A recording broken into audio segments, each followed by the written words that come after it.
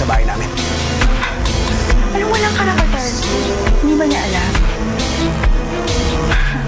Hindi mo pa pala alam.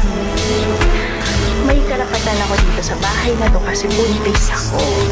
At ang ama nito, ang tatay mo, si Rigor. Yung kapal din ang mukha nito eh. Dati pagpapakilala nilang kay nanay, trabaho si tatay. Yung pala lumalandi. Kaya ingat-ingatan mo yung pananalita mo sa akin, ah. Baka nakakalimutan niyo, pulis ako. Kayang-kaya ko kayong gawa ng kaso at baka pati kayo mapaalis dito sa bahay na to kasama ang nanay niyo. Magpasalamat ka. Dahil babae ka. Kung nagkataong lalaki ka, hindi ko alam kung saan puputin yung ulo mo din sa kyapo.